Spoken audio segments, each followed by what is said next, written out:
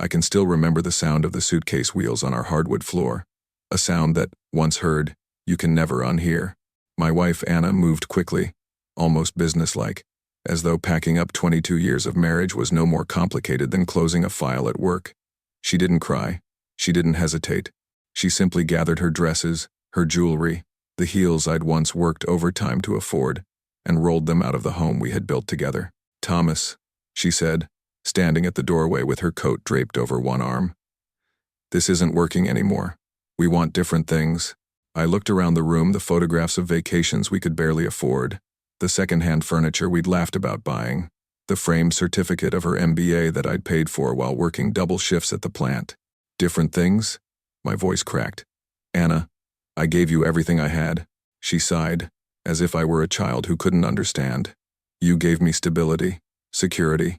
But Richard," she stopped herself, then squared her shoulders. "Richard gives me opportunity, a future I can't ignore." Richard, her CEO, a man whose handshake I'd once admired at a company holiday party, whose watch glinted like a lighthouse whenever he raised his glass. I'd trusted him as her mentor. I'd even thanked him for believing in her. Now he was the reason she was walking out on me. "You're leaving me for him?" I asked, though the answer was already written on her face. "I'm choosing a life I deserve," she said, and with that, she turned. The door shut softly, as though mercy lay in not slamming it. The suitcase wheels rattled down the steps, each clatter another nail in the coffin of our marriage. I stood there for a long time, surrounded by silence. The clock ticked on the wall. The refrigerator hummed. My own breathing sounded foreign, too loud, too ragged. Everything else in my life felt like background noise to the one truth I couldn't ignore. She had left me, not for lack of love, but for a man with deeper pockets and a higher floor in the office building. That night, I sat at the kitchen table with a bottle of whiskey I hadn't touched in years. I poured a glass, stared at it, and thought about all the sacrifices I had made. The nights I'd come home with grease under my fingernails and pain in my back, only to see her textbooks spread across the table. The way I'd cooked meals while she studied, telling her she was brilliant, telling her she'd go far. I had believed in her dreams because I thought they were ours. But dreams have a way of changing shape. Hers had turned into ambition, and ambition had found a better companion. I could have drowned in that glass. I could have collapsed into bitterness, told myself life was over. But somewhere between the first drink and the empty bottle, a different thought came. If she believed I wasn't enough, then I would become more. If she believed success was measured in money and status, then I would climb higher than the man she had traded me for, not to win her back, not to prove her wrong, but to prove to myself that betrayal doesn't end a man, it remakes him. As dawn crept through the blinds, I pushed the bottle aside and opened my laptop. My hands still shook, my chest still burned, but my mind was clear. I began searching, planning, dreaming in a way I hadn't in years. Anna had left with Richard, the wealthy CEO, believing she had traded up, but she didn't realize she had lit a fire. And when I rose, I would rise higher than them both. The first weeks after Anna left were a blur of silence and whispers. Silence in the house, where her absence echoed louder than her presence ever had.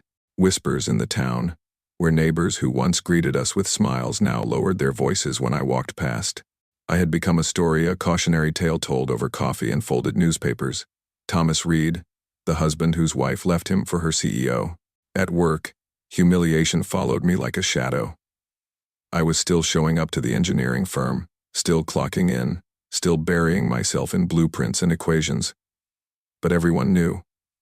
How could they not? Richard wasn't just any CEO, he was the CEO. My wife's affair wasn't whispered behind closed doors anymore. It had become a spectacle, and I was its unwilling lead. The first time I saw them together after she left, it was at a company gala. I hadn't wanted to attend, but my manager insisted I represent my division. I walked into the grand hall wearing my best suit, one that looked suddenly too old, too modest, only to see Anna on Richard's arm, her dress glittering like something torn from a magazine. She laughed at something he whispered, the sound sharp enough to pierce straight through me. People turned, eyes bouncing between them and me, waiting for a reaction. I gave them none, but inside, I burned. That night I went home and stared at myself in the mirror, 51 years old. Lines around my eyes from years of squinting at plans under bad light. Calloused hands. A body worn from honest work. Richard was everything I wasn't: sleek, polished, untouchable. And Anna had chosen him. It would have been easy to collapse into bitterness, to curse her name, to curse his, to drown in whiskey until the world blurred into nothing. But bitterness doesn't build, it only corrodes. And I was tired of corrosion, so I worked. I picked up extra shifts, volunteered for projects nobody wanted, stayed in the office until the janitors flicked the lights twice to remind me they needed to lock up. I thought if I poured myself into the company, maybe I could outrun the shame. But work only filled hours, not the hole inside. Bills piled up. Divorce lawyers circled like vultures. Anna's demands came through cold. Typed letters from her attorney, requests for assets, for accounts, for the life she had already abandoned. I paid what I had to, fought where I could, but every signature felt like another piece of me carved away. One night, after a particularly brutal day in court, I sat alone in the kitchen. The refrigerator hummed, the clock ticked, and I felt the weight of everything pressing down. I was losing her, losing dignity, losing myself. I could feel the floor falling away beneath me. And then, as if fate were playing cruel games, my phone buzzed. A message from an old college friend, Martin, now an entrepreneur in the city. Saw the news about you and Anna. Tough break, but I've got something you might be interested in. Call me. I almost deleted it. Pride said no, but desperation said yes. I dialed. Martin answered with his usual energy, his voice a lifeline. Thomas, I'm starting a new venture. Tech meets manufacturing. I need someone who understands systems, operations, logistics. That's you. You in? I hesitated. My whole life had been built on routine, on stability. Jumping ship now felt like madness. But what was left for me in the old world? More whispers, more humiliation, more shadows of Richard's smirk. I'm in, I said, my voice steady for the first time in weeks. That decision marked the first step out of the pit. The months that followed were brutal. Startups don't pay like corporations, and I had to tighten my belt until it cut. I sold the second car, downsized the house, learned to live lean, but for the first time, I wasn't surviving out of obligation. I was building. We worked 16-hour days, Martin chasing investors, me designing systems that made our machines run smoother, cheaper, faster. Every improvement felt like reclaiming a piece of myself. The humiliation didn't vanish overnight. Anna's shadow lingered. People still whispered, still glanced at me with pity or curiosity. But slowly, I began to notice something new. Respect. Not from the old crowd, not from Richard's world, but from the people in Martin's small office, the young coders, the machinists, the interns pulling all-nighters. They looked at me like I mattered, like I was more than a broken husband. One night, exhausted, I sat at my desk and realized something. Anna had chosen Richard because she thought wealth was the only kind of power. But power has many faces. Knowledge is power. Resolve is power. The refusal to surrender is power. And I was gathering all of it, piece by piece. Then came the call that changed everything. Charles Whitman, an investor whose name carried weight, wanted a meeting. He had heard of our startup, heard of the systems I had designed, heard of the efficiency we were achieving. He invited Martin and me to his office, a gleaming tower downtown, where money smelled as sharp as cologne. We sat across from him, nervous but determined. He listened, asked questions, and finally leaned back with a smile. "You've got something real here," he said. "Something Lane doesn't." The name hit me like a jolt. "Lane?" I asked. He nodded. "Richard Lane. I've pulled money from his company recently. Too much flash, not enough foundation. But you," he tapped the table, "you're building on stone. I want in." I walked out of that tower shaking, not from fear, but from the sudden realization. The man who had taken my wife was about to lose something far greater. His empire was crumbling, and I had just been handed the tools to rise higher. That night, as I stood in my small rented apartment, I whispered to myself, "This is the beginning." Anna had chosen Richard for his wealth, his power, his shine. But soon, she would see me not as the man she left, but as the man climbing beyond them both. The first months of building with Martin were like stepping onto a battlefield without armor. Every day began before dawn and ended long after midnight. The startup office was no gleaming tower, it was a cramped floor above a warehouse, with flickering lights and a smell of oil that clung to our clothes. Half the time, The air conditioning didn't work. The other half, the internet sputtered. Yet inside that shabby space, ambition burned hotter than any furnace. Still, ambition doesn't pay bills. And bills were relentless. My savings had already been gutted by the divorce settlement and the downsize. The checks from Martin's investors were enough to keep the lights on, but not much else. I pawned the last of my watch collection, sold the leather armchair Anna had once begged for, and learned to live on cheap coffee and instant noodles. Pride didn't fill the stomach, but hunger kept me moving. Everywhere I turned, reminders of my humiliation still lingered. The tabloids loved Richard Lane, the charismatic CEO who had captured Anna Reid's heart. There were glossy photos of them at charity galas, him in a tuxedo, her in gowns I couldn't have afforded in 10 lifetimes. Her hand always rested delicately on his arm, her smile perfectly polished. They looked like royalty, while I looked like the ghost of a man who once belonged beside her. People in town still whispered, "Poor Thomas." Replaced, outshone, forgotten. At first those whispers cut deep, but soon I realized they were fuel. Every laugh at my expense, every headline about Richard's vision, every sidelong glance at the supermarket, all of it stoked the fire inside me. They thought I was broken. They thought I was finished. Let them. The real struggle wasn't pride, it was progress. Startups bleed cash before they breathe profit. Some days I thought the company would collapse before it stood. Machines broke down. Prototypes failed. Investors wavered. There were nights I lay on the warehouse floor staring at the rafters, asking myself if I had been foolish to think I could rise from ruin. But then I'd remember Anna's voice. "I'm choosing a life I deserve." And I would clench my fists and whisper, "So will I." Martin and I argued often. Stress makes enemies of allies if you let it. He wanted to chase flashy ideas to attract quick investors. I wanted to build steady, reliable systems. We yelled, slammed doors, threatened to walk out, but somehow, in the tension, we sharpened each other. He brought the fire, I brought the foundation. Together, we kept the company alive. One evening, after another 12-hour day, I received an invitation that stopped me cold. It was a company-wide gala hosted by Richard Lane's firm, the same event I had attended every year as Anna's husband, the one where I had once shaken Richard's hand and believed him a man worth admiring. I almost tore the envelope in half, but curiosity forced me to read. Inside, a glossy card announced, "Celebrating a decade of innovation, Lane Industries," and at the bottom, in fine print, "Special guest, Mrs. Anna Lane." She had taken his name. I sat at my desk staring at the card until my hands shook. For weeks afterward, I couldn't escape the image of her standing beside him, introducing herself not as Anna Reid but as Anna Lane. It was a wound reopening, blood fresh. I nearly drowned in it. But then, something shifted. I realized that card wasn't just a taunt. It was a reminder. Richard Lane had stolen my wife and paraded her as his prize. He thought he had buried me. He thought my humiliation was permanent. That gala was proof of his arrogance. And arrogance makes men blind. If he could rise, so could I.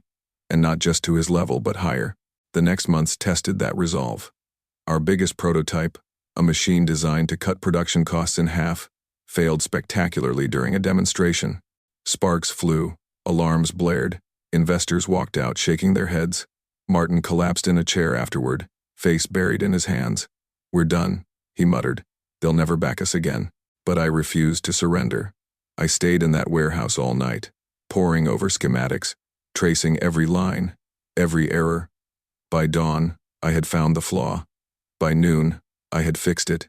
And when we presented again a week later, the machine hummed perfectly, precise as a heartbeat. The same investors who had walked out returned with contracts in hand. That was the moment I knew the tide was turning.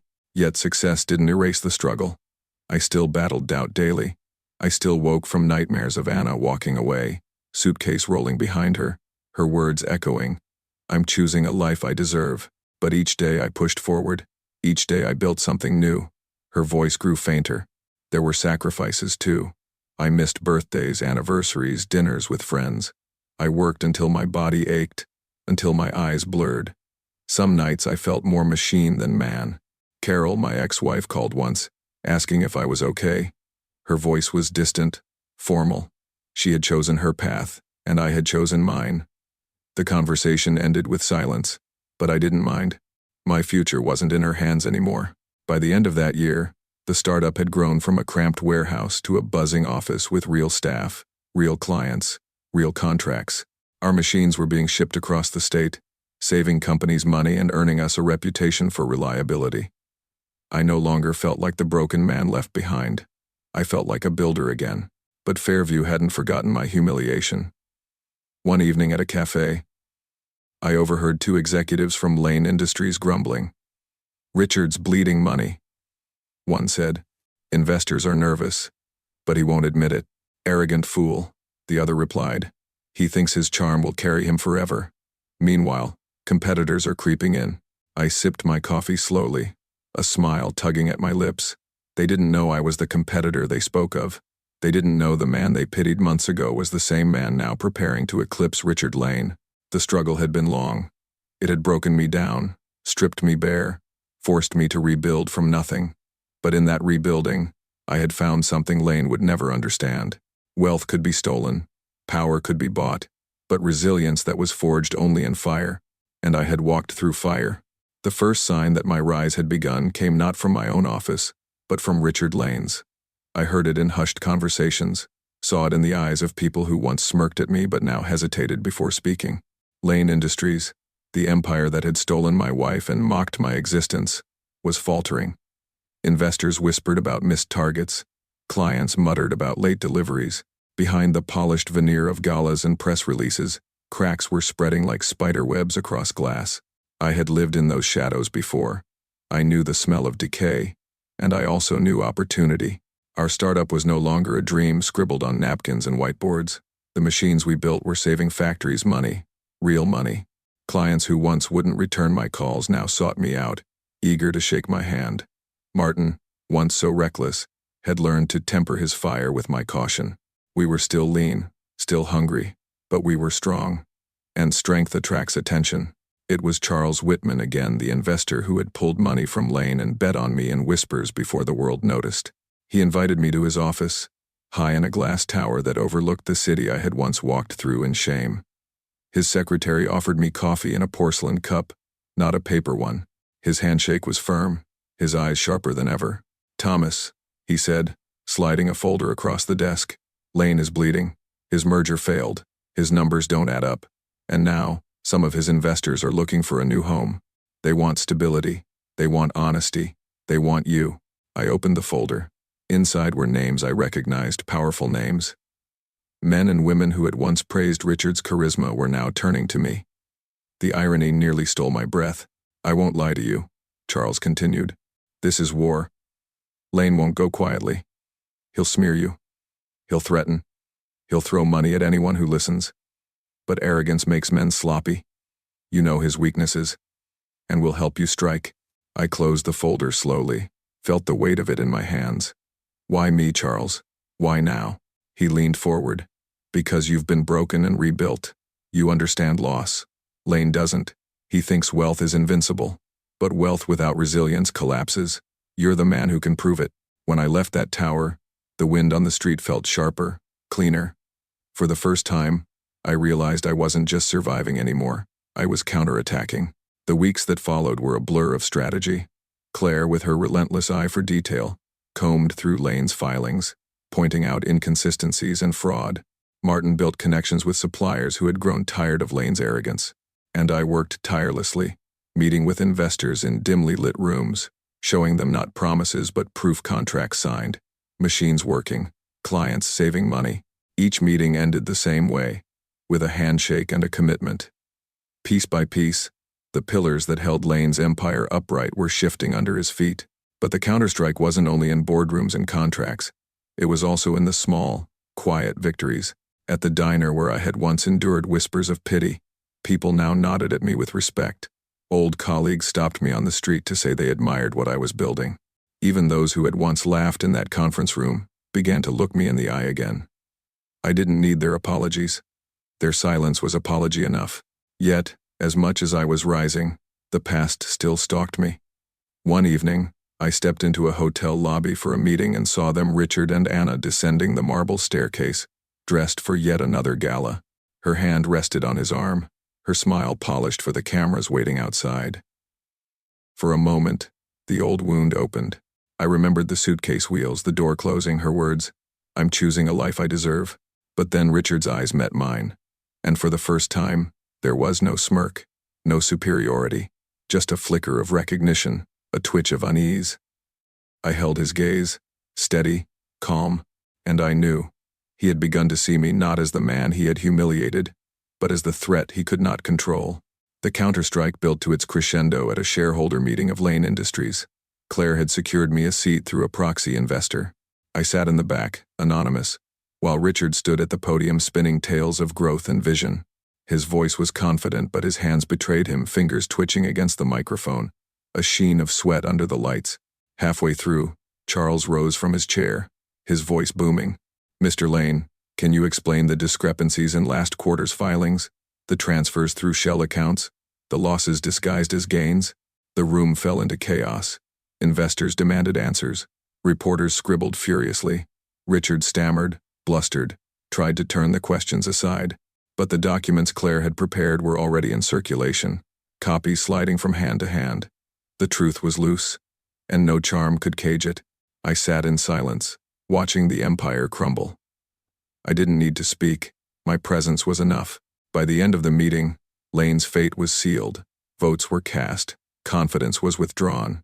The board adjourned with a motion to remove him pending investigation. As I walked out of that room, I felt no triumph, only resolve. This wasn't the end. It was the middle, the moment where the tide shifted, where humiliation transformed into power. That night, I returned to our modest office. The team was waiting, anxious, hopeful. I told them what had happened, how Lane had been cornered, how investors were ready to move. Cheers erupted. Hands clapped my back. Martin lifted a glass in toast. But when the noise settled, I spoke the truth. This isn't about revenge anymore. It's about building something stronger than what he ever had. Something honest, something lasting. They nodded, because they understood. They had walked through the fire with me. And as I sat there, watching the young faces lit by ambition, I realized that the man who had once been broken by humiliation was gone. In his place was someone sharper, steadier, ready not just to survive, but to lead. Richard Lane had stolen my wife, my pride, my past, but he would never steal my future. And soon, very soon, I would rise higher than them both. The storm broke on a Thursday evening, in the very same hotel ballroom where I had once seen Anna on Richard Lane's arm. Back then I had been invisible, a shadow. Tonight, the room belonged to me. The event was billed as a strategic update for Lane Industries. Reporters crowded the front rows, cameras ready. Investors filled the rest of the hall, their faces a mixture of curiosity and suspicion. Everyone had heard the rumors: fraud, missing funds, collapsing deals, but no one knew if Lane could still talk his way out of disaster. Richard strode onto the stage as though nothing had changed. His suit was impeccable, his tie gleaming under the lights. He flashed that same smile, all teeth and arrogance. And then I saw her, Anna, seated in the front row, dressed in sapphire silk, her eyes shining with forced confidence. She looked at him with something between admiration and fear. "Ladies and gentlemen," Richard began, his voice smooth, "thank you for joining us. Tonight, I want to show you the strength, the vision, and the unstoppable future of Lane Industries." The screens behind him lit up with graphs, numbers climbing, arrows pointing skyward. The room buzzed with polite applause. For a moment, it almost seemed like he might pull it off. Then Charles Whitman stood, his voice cut through the applause. "Mr. Lane, these numbers are a lie." A gasp rippled through the room. Richard froze, just for a second, before laughing. "Charles, you've always been dramatic." But Charles didn't laugh. He raised a folder. "These documents show fraudulent transfers through shell companies. They show millions funneled into your personal accounts. And they show your so-called merger partners never existed." Chaos exploded. Investors surged to their feet, demanding answers. Reporters shoved microphones forward. Richard's mask slipped. "Fabrications," he shouted. "Lies spread by bitter men who want to drag me down."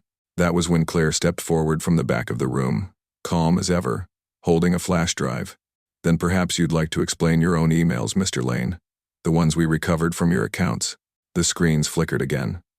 And suddenly, the room was filled with Richard's words, messages to his CFO about burying losses, notes about shifting numbers until the next quarter, even a sneering line about investors being sheep too stupid to notice. The ballroom erupted. Voices shouted, chairs scraped, cameras flashed like lightning. Richard's face drained of color.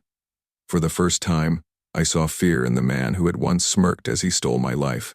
I rose then, from my seat at the side. My footsteps echoed as I walked down the aisle. The crowd parted. Richard's eyes found mine, and in them, I saw rage, disbelief, and something he had never shown me before: recognition of defeat. "You," he spat, his voice cracking. "This is your doing." I stopped just below the stage, close enough that everyone could hear me. My voice was steady, deliberate. "No, Richard, this is your doing. You built your empire on lies, on arrogance, on betrayal. All I did was shine a light." For a long moment, the room held its breath. Then applause began, not loud at first, but growing, spreading, until the ballroom shook with it. Reporters shouted questions, investors clamored, and security moved in to take Richard by the arms. As they led him away, he twisted back toward me, his voice hoarse. "You'll regret this, Reed. You think you've won, but she'll never come back to you." His words hung in the air like smoke. Anna's face crumpled. She stood, trembling, her eyes darting between Richard being dragged out and me standing calm and unbroken. And in that instant, she seemed to realize the truth. The man she had chosen wasn't strong. He was hollow. Our eyes met. There was no triumph in mine, only clarity. She opened her mouth as if to speak, but no words came. Her hands shook as she clutched her purse. She looked smaller than I had ever seen her. When I turned and walked away, it wasn't to gloat. It was to finish the fight. That night, the news spread across every network, every paper, every screen. Richard Lane exposed. Arrest imminent. Investors back Reed's company. For Anna, it was the night the floor gave way beneath her. For me, it was the night humiliation finally became victory.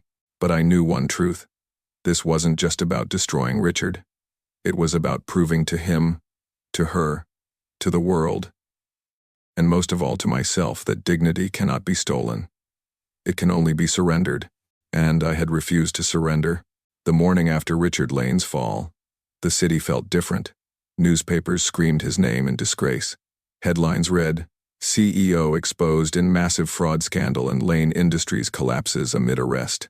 Reporters replayed footage of him being escorted out of the ballroom in handcuffs, his face pale and his mouth twisted in anger. His empire, once untouchable, had crumbled overnight.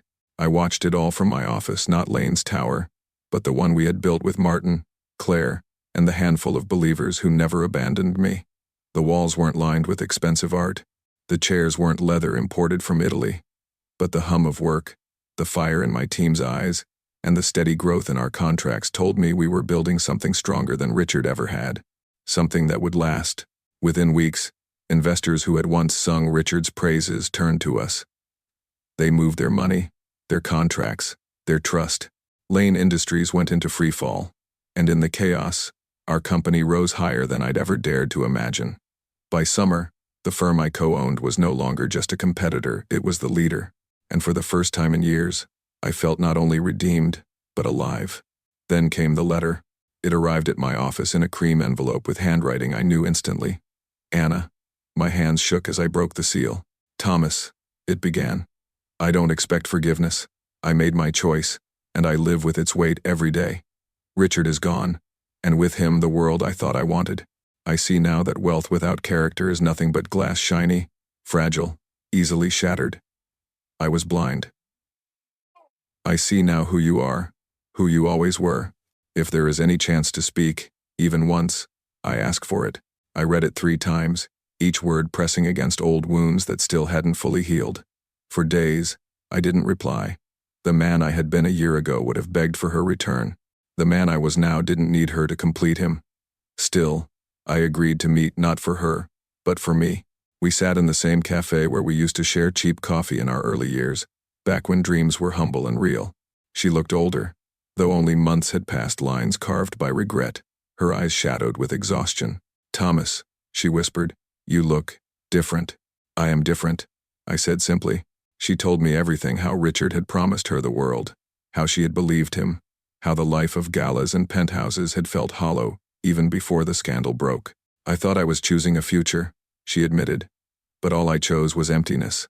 I listened, silent, letting her words fall like ashes. Finally, she reached across the table, her hand trembling. I know I don't deserve it, but I would do anything for a second chance with you.